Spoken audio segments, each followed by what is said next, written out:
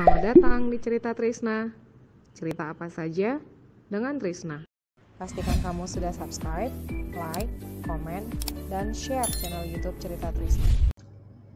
Horas semuanya, menjuah-juah, enjuah-juah.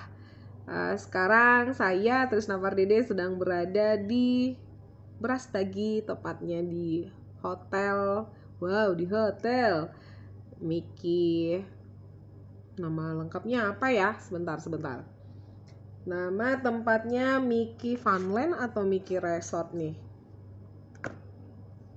Aku kurang hafal ya, bentar.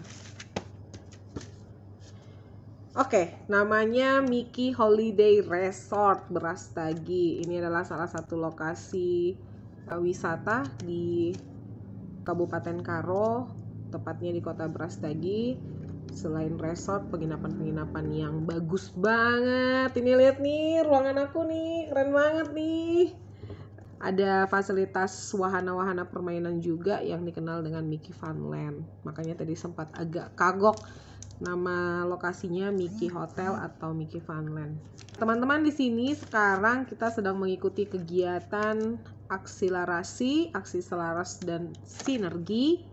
Kita sedang mengikuti acara akselerasi yang diadakan oleh Kemenparekraf, disebutnya akselerasi Danau Toba, yaitu mengumpulkan para pegiat-pegiat literasi di kawasan Danau Toba, tepatnya dari 8 kabupaten sih ya, ada 30 orang, mengikuti pelatihan tentang menulis cerpen dan diharapkan bisa menerbitkan buku bertemakan mitos Danau Toba. Doakan kami, Pastikan kamu sudah subscribe, like, komen, dan share channel YouTube Cerita Trisna. Akselerasi Danau Toba 2022 ini merupakan kegiatan kedua mengumpulkan para pegiat-pegiat literasi yang mendaftar tentu saja karena mereka mengadakan pendaftaran di pengumuman di awal kemarin, tahun lalu dan tahun ini. Jadi kayak misalkan tahun ini ada yang ikut lagi, itu karena ikut mendaftar lagi, ikut mengumpulkan karya lagi gitu. Teman-teman bisa update informasi juga kalau pengen mau ikutan mungkin tahun depan itu di Pena Lingkar Toba, atau sepanjang tahun juga biasanya ada kegiatan-kegiatan literasi yang diadakan oleh komunitas Pena Lingkar Toba. Follow Instagramnya. Jadi di sini tuh kita dilatih untuk bisa menulis lebih baik langsung oleh para penulis senior, profesional yang sudah berpengalaman berpuluh tahun menulis, mendapatkan karya-karyanya, mendapatkan penghargaan atas karya-karyanya.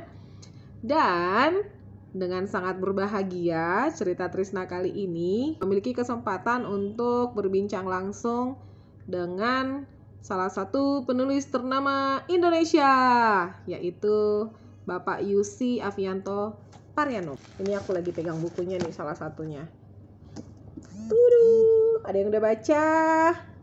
Nah, ini judulnya Raden Mandasia, si pencuri daging sapi. Dari buku ini, Pak Yusi Avianto Paryanov mendapatkan penghargaan Kusala Sastra Katulistiwa tahun 2016. Beliau juga dikenal sebagai pengelola penerbit grup Banana. Tadi selesai acara pelatihan, di sela-sela jeda istirahatnya saya minta waktu Pak Yusi untuk ngobrol-ngobrol sebentar, dan dengan segala kerendahan hati meminta bapaknya untuk mengurangi jam istirahatnya dan beliau setuju. Jadi semoga perbincangan kali ini bisa membangkitkan semangat teman-teman yang menyukai literasi, khususnya yang suka menulis cerpen, prosa ataupun novel, tentang pengalaman Bapak Yusi, juga tips dan trik yang diberikan oleh Bapak Yusi kepada kita para penulis-penulis pemula, atau juga mungkin menjadi penyemangat bagi para teman-teman yang sudah lama menulis. Langsung saja kita beralih ke video bersama Bapak Yusi Avianto Paryanov, dan selamat menikmati semuanya. Cerita Trisna, cerita apa saja dengan Trisna. Horas! Pastikan kamu sudah subscribe, like, komen, dan share channel YouTube Cerita Trisna. Kita hari ini ketemu lagi dalam episode terbaru Cerita Trisna. Kali ini sangat berbahagia bisa ketemu langsung dengan salah satu penulis Indonesia, teman-teman literasi pasti sudah sangat kenal namanya, Bapak Yusi, nama tengahnya Pak Avianto Pareanom, tapi paling sering aku dengar namanya Yusi Pareanom. Horas Bapak. Horas. Kita sekarang lagi di Mickey Holiday online di Brastagi dalam acara Akselerasi Danau Toba diadakan oleh Kemenparekraf. Jadi di sini tuh sekarang lagi ada ngumpul bersama teman-teman penggiat literasi dari 8 kabupaten. Nah, Pak Yusi selama kurang lebih 4 hari ini sudah menemani kita untuk belajar menulis cerpen. Aku lagi pegang bukunya juga, nanti kita tanya-tanya. Pak Yusi, boleh tahu nggak Pak, gimana reportase yang Bapak contohin tadi, bagaimana perasaannya setiba di Brastagi? Ya, yang jelas gembira ya kan, karena ini juga baru pertama kali saya ke Brastagi dan begitu ke sini juga ketemu teman-teman baru, saudara-saudara baru yang menyenangkan, dan tentu saja di setiap tempat baru itu selalu ada kesempatan untuk belajar ya, belajar dari pengalaman orang, belajar dari keseharian orang-orang di sini, bahkan belajar dari makanan lokal. Jadi banyak hal. Artinya menang banyak lah. Menang banyak. Main kesini menang banyak. Kalau mungkin nanti ada waktu lebih banyak bisa eksplor lebih jauh lagi. Besok sih berencana ke Toba, siapa tahu dapat mencoba makanan khas Toba. Besok Bapak kalau Toba? Ke Tonggeng sebentar. Oh. Pastikan kamu sudah subscribe, like, komen, dan share channel YouTube Cerita Trisna. Tentang awalnya Bapak mulai suka menulis itu gimana? Biasanya orang mulai menulis karena dimulai dari membaca, selalu dimulai dari membaca. Nah, kebetulan almarhum ibu itu dulu guru SD, jadi akses terhadap bacaan juga banyak, ada banyak. Kemudian almarhum ayah juga kami selalu memberikan surat kabar, buku-buku komik. Jadi kami bukan keluarga yang berada di kampung, tapi mungkin termasuk sedikit yang punya kesadaran untuk membaca itu. Maksudnya ada memberi akses langsung. Tapi memang masa-masa itu kan memang hiburan tidak banyak ya, selain membaca kan paling nonton sepak bola langsung ataupun nonton TVRI atau RRI gitu, memang terbatas. Jadi membaca itu memang jadi sesuatu yang pengisi waktu yang menarik pada masa itu. Dan kebetulan kan di tempat selain dari keluarga, zaman masa itu kan persewaan buku itu kan juga marak. Jadi buku komik atau yang nggak bisa dibaca nggak dibeli sendiri kan bisa disewa. Kemudian juga beruntung lagi di perpustakaan SMP itu juga kualitasnya bagus, SMP 3 Semarang. Dan dari situ satu sama beberapa teman sejak SMP dengan kesoktahuan SMP dengan penilaiannya membentuk semacam klub baca. Tentu kami tidak menamainya pada waktu itu seperti itu karena nggak tahu kan, cuma satu buku dibaca bareng-bareng kemudian di seremoni. SMP.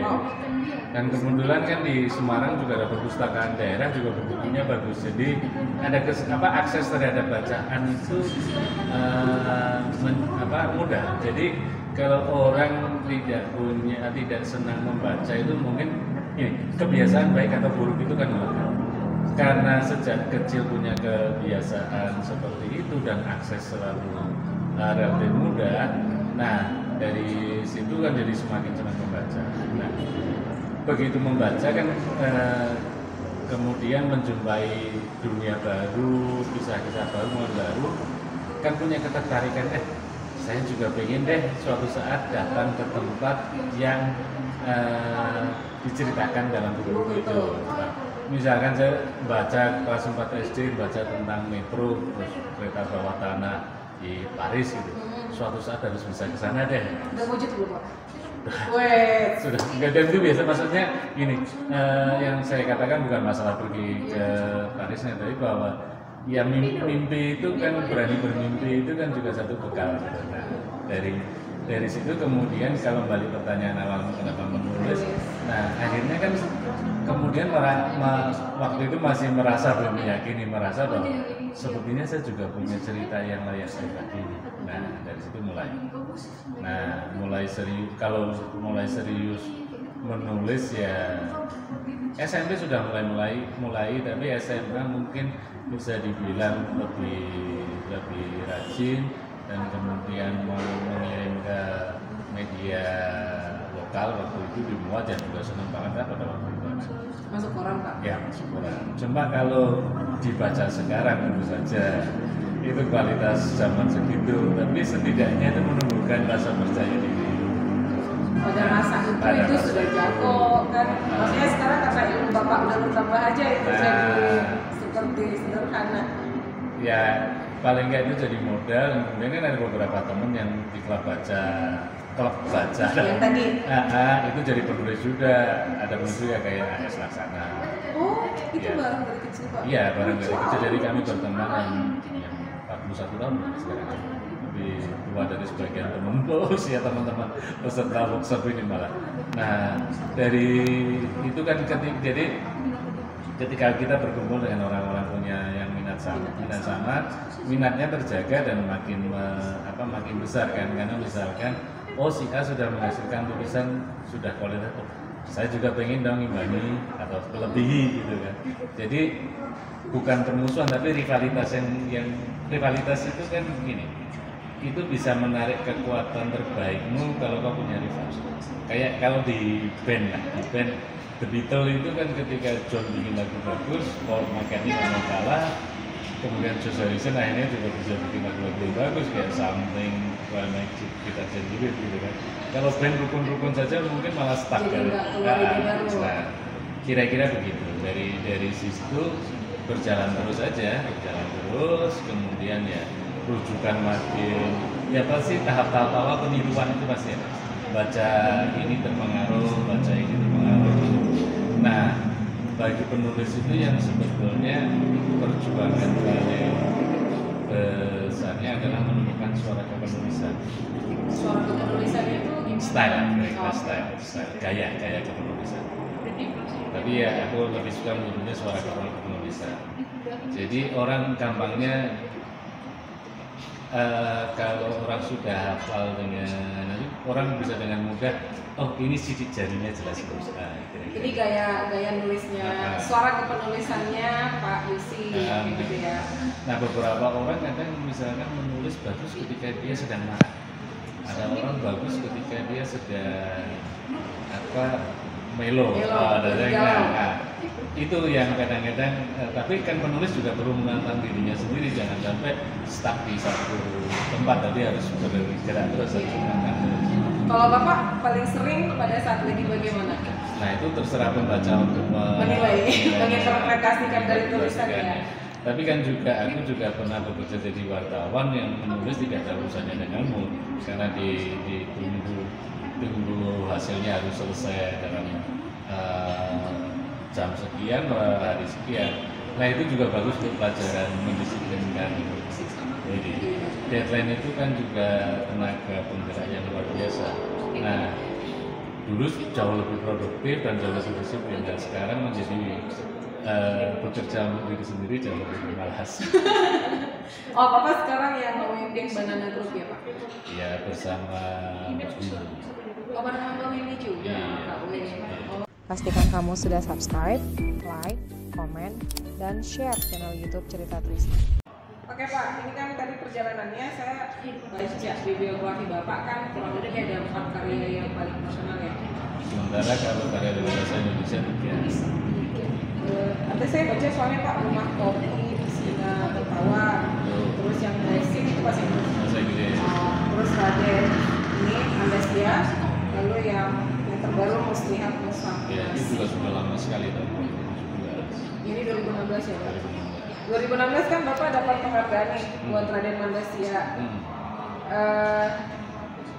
Waktu Bapak nulis ini memang udah ada target untuk mendapatkan penghargaan itu nggak sih? Kalau seorang penulis melakukan itu dan berharap dapat itu, kecewa bisa malahan. Dan sebenarnya target seorang penulis harusnya menghasilkan karya yang baik saja, bahwa kemudian itu disambut masyarakat dan syukur-syukur mendapat penghargaan itu bonus. Iya. Sebenarnya nulis ini kan, apalagi nulis-nulis yang seperti ini kan nggak ada yang maksa orang nulis. Kau nggak ditodong orang untuk harus nulis fiksi, keluargamu nggak diculik dan disandera kamu harus nulis fiksi. Nggak ada. Maksud, dan itu kan dorongan dari dalam gitu, dari sendiri. Cuma itu hanya bisa dipahami. Kenapa kok terus kalau gitu terus kenapa kamu nulis? Itu hanya bisa dipahami oleh orang-orang yang memang menulis. Sama kayak ini ada buku namanya $1 Million Baby, sudah diangkat jadi film, penulisnya Alex Toth, diangkat jadi film oleh Clint Eastwood sama pemainnya Hilary Swank, menang Oscar. Dia cerita tentang dunia tinju. Jadi kira-kira gini, orang kalau masuk rank itu mau sehebat apapun pasti kena tonjol. Iya. Dan ada kemungkinan juga jatuh kalah. Nah, dan bayarannya belum tentu tinggi kecuali yang sudah superstar. Nah, tapi kenapa orang mau masuk? Ya ada dorongan yang hanya bisa dipahami oleh orang yang masuk. Padahal kalau romo beneran, nah itu sama kira-kira dengan menulis. Kenapa kamu menulis? Kalau kau punya usaha UMKM, kau juga punya urusan studi, punya urusan keluarga, kenapa kamu menulis? Itu kan juga hanya orang yang melakukan itu yang memang paham. Jadi ketika sebuah tulisan selesai, kan ada kelegaan tersendiri. Mau kualitasnya kayak apapun, sama kayak tugas-tugas ini Bapak kasih nih selama pelatihan. Begitu selesai ada kayak langsung lega gitu ya, ada perasaan bangga. Ada kelegaan, ada mungkin ya kebanggaan, ada keasikan yang mungkin sebelumnya kan tidak kau kenal karena tidak pernah ada penugasan semacam itu, ternyata bisa ya, bisa asik. Ada kemungkinan baru. Nah, kenapa? Mungkin teman-teman memulai juga dari senang baca kemudian senang menulis, tapi yang jelas kenapa menulis? Karena suka nggak suka itu sebuah pekerjaan yang mengharuskan orang yang menggelutinya cukup berendah hati untuk menerima informasi dan pelajaran baru. Kalau aku nggak tahu tentang bunga-bunga di Brastagi, ya aku harus belajar tentang itu kalau menulis tentang itu. Ya. Aku nggak tahu tentang makanan khas Brastagi, kan aku harus belajar itu. Nggak tahu tentang apa ini kain tenun karo, kan aku harus belajar dari Muna. Itu satu hal aja, bisa saya belajar tentang hal yang ilmiah, bisa belajar tentang hal lain. Nah, keharusan untuk menumbuhkan diri, menekan ego itu kan, ini pada saat bersamaan juga cukup egois untuk membagi pemikirannya pada masyarakat atau warga. Sebenarnya nggak minta juga, tapi kita kasih aja. Nah, itu tarik menarik hal yang begitu yang mungkin ya. Oh ya juga sih ya Pak, di satu sisi kan sebagai penulis Bapak menyerap informasi sebanyak-banyaknya dari luar, kemudian mengolahnya di dalam diri Bapak, lalu dengan percaya diri nih harus memberikannya kepada masyarakat, diterima atau enggak. Iya, kan padahal belum tentu mereka mau. Mereka kan juga enggak berharap-harap. Siapa saya ini? Ini berhasil ya Pak, diterima, makanya bisa sampai dapat penghargaan juga. Itu kalau tugas penulis kan menghasilkan karya terbaik, bahwa masalah nasib itu peruntungan masing-masing. Kan ada juga penulis yang baru diakui karyanya bagus setelah meninggal, kayak Roberto Bolaño itu. Setelah dia meninggal, karyanya dianggap karya yang pembaru dari sastra Amerika Latin. Kalau dulu kan Amerika Latin selalu ngomong Garcia Marquez sama Jorge Luis Borges. Kemudian Bolaño, sekarang kalau ngomongin sastra Amerika Latin, Bolaño. Kalau kau pernah dengar cerita pelukis Van Gogh, tahu ya? Iya. Seumur hidupnya ya, yang potong telinganya kemudian bunuh diri, seumur hidupnya kan cuma berhasil menjual satu lukisan. Begitu dia mati, lukisannya jadi sangat. Nah, masalah kesuksesan komersial atau kesuksesan apresiasi dari pembaca ataupun pembaca ahli itu di luar kuasa penulisnya. Bahwa mungkin aku sebagai dalam posisi penerbit misalkan memang berusaha keras supaya karya itu laku dalam konteks bisnis, iya. Iya. Kali-kali dalam konteks penulis itu sudah nggak ada urusannya lagi. Bagaimana pembaca memaknai karya pun juga di luar wilayahku lagi. Ada yang misalkan ada yang senang, ada yang mencela, ada yang senang dengan alasan, ada senang tanpa alasan, ada juga yang nggak suka asal nggak suka, nggak ada masalah. Jadi di situ ketika dia bilang pengarang mati Roland Barthes itu dalam konteks dalam konteks bahwa pengarang itu nggak punya urusan bagaimana karya ditafsir pembaca. Iya. Pengarang itu tidak mati ketika urusannya royalti. Yang paling memuaskan itu sebenarnya bisa menuangkan idenya ya Pak. Iya, jadi kan itu makanya dorongan-dorongan yang memang hanya dipahami oleh orang-orang yang memang bergerak di bidang itu. Tapi sebetulnya kan aku nggak mau bilang itu eksklusif penulis, enggak, sama aja. Kayak ilmuwan-ilmuwan yang menghabiskan berjam-jam di laboratorium kan sama. Kalau orang yang tidak paham itu ngapain sih tuh kayak gitu? Untuk pemain olahraga atlet yang beneran kayak yang jadi yang latihannya parah banget. Iya. Ngapain sih ya? Menyiksa diri ya. Orang kan tinggal enak aja gitu.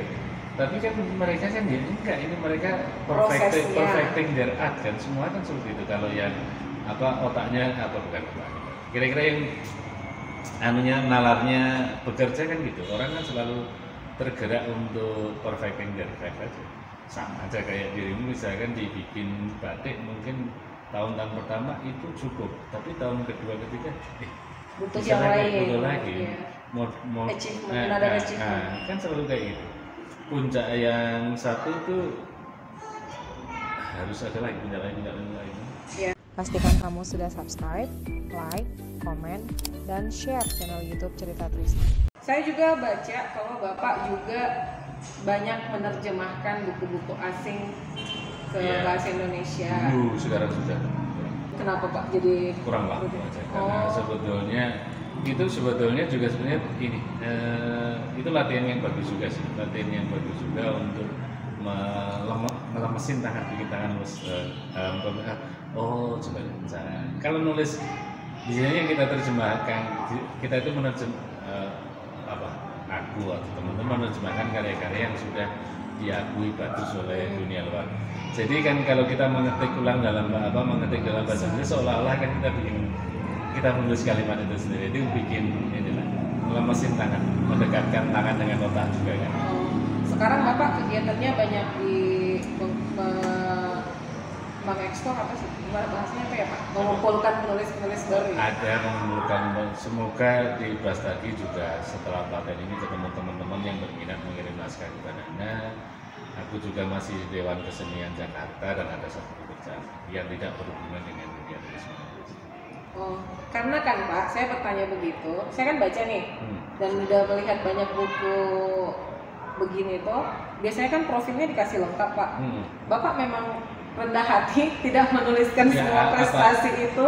Apa menariknya sih, seorang penulis ketimbang karyanya? Maksudnya kan di tempat kita juga kebanyakan perbincangan lebih ngapain sih penulis sekarang sedang ngapain, punya affair sama siapa, capek. Bukan karyanya, jadi kehidupan pribadinya. Jadi gengnya siapa, memusuhi siapa, cerita lah. Ya kan way too old for that shit. Dan satu lagi Pak, penasaran kalau Bapak memang sengaja tidak ada sosial medianya? Dulu pernah ada, aku cuma satu punya sosial media Facebook, tapi tahun 2020 aku tutup dengan teman 5.000 dan permohonan pertemanan sampai 2.000. Apa ya mungkin ada faktor pandemi, tiba-tiba kok merasa jadi distraksi, nggak perlu ada keriuhan yang meletihkan gitu ya.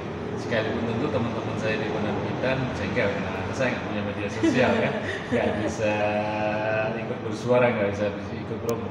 Ini mumpung ada di Instagram 2 akun atas namaku, bukan diriku ya. Kalian kalau nge-tag jangan kesana. Kalian kalau nge-tag dan kemudian kok bukan marah, aku nggak nggak bales, ya Karena bukan bapak. bukan aku punya kecongkakan tapi tidak di dalam hal itu. Aku punya kesombongan tapi tidak dalam hal itu gitu ya. Jadi mohon maaf kalau ada yang sudah pernah ngetek nggak dia. Iya, saya cari-cari soalnya Pak, nggak ada gitu. Oke Pak Yusi, terakhir banget harapan Bapak tentang akselerasi Danau Toba, yang paling pengen diangkat dari Danau Toba mungkin untuk satu karya awal aja, itu apa Pak? Dari kami lah, anak-anak didik Bapak ini. Sekutu. Gini, sebetulnya ini kan ya awal perjalanan panjang untuk sama-sama menghasilkan karya yang bagus. Jangan bermimpi dengan pelatihan 2 hari kemudian daring nanti beberapa kali sudah langsung jadi pelatih bagus ya. Yang penting gini, kalau tapi tentu saja aku juga siap terkejut kalau ada karya-karya yang melebihi ekspektasi. Yang mau ku katakan adalah setidaknya penyikapannya sudah benar dulu. Jadi karya yang bagus semestinya begini, karya yang kuat semestinya begini. Kesalahan-kesalahan yang perlu dihindari begini. Jadi tidak ngasal.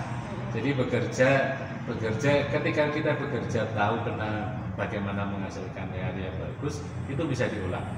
It's not a fluke, bukan kebetulan. Orang kan bisa aja bikin karya bagus, misalkan mau motret gitu ya, bagus nih, dari angle-nya bagus, pencahayaan bagus, adegannya bagus. Tapi begitu diminta ngulang nggak bisa, karena itu kebetulan. Snapshot gitu kan, dan nggak pakai mikir kan, karena tinggal cek gitu aja kan. Nah, ketemu modal. Tapi kalau fotografer profesional kan dia bisa kira-kira mengkondisikan supaya ada kesadaran, ada kayak apa kalau nggak salah bilang, kalau kau tidak bisa menghasilkan foto yang bagus, berarti kau tidak dekat dengan objek. Dia wartawan merah.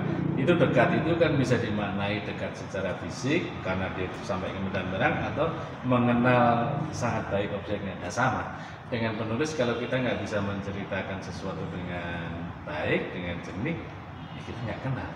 Nah, makanya ada cara mengenali objek itu dengan cari bahan, outline dan segala macam. Begitu. Mudah-mudahan Ibu Trisna, Mas Dede, teks saudara jauh dari Pak TB Pak Dede. Mudah-mudahan kita bisa memenuhi harapan Bapak juga dan Kak W secara khususnya. Dan di sini juga ada JJ yang dari tadi. Hai J. Sabar banget megangin kameranya. Iya, tapi tengok sebagai kameramen tidak istiqomah. Bising dan. Tadi dia kayak mau bilang, jangan di sini, mungkin mau bilang gitu. Terima kasih banyak Pak Yusi. Sama-sama. Sehat-sehat selalu. Selain daring, nanti mudah-mudahan bisa ketemu Bapak lagi langsung. Insya Allah. Ya. Horas maju Jual. Terima kasih teman-teman. Ya. Sampai ketemu lagi di Cerita Trisna. Cerita apa saja dengan Trisna. Dadah. Ya. Yeay. Terima kasih sudah mendengarkan Cerita Trisna. Pastikan kamu sudah subscribe, like, komen, dan share channel YouTube Cerita Trisna. Nantikan Cerita Trisna terbaru dengan narasumber keren berikutnya ya. Horas!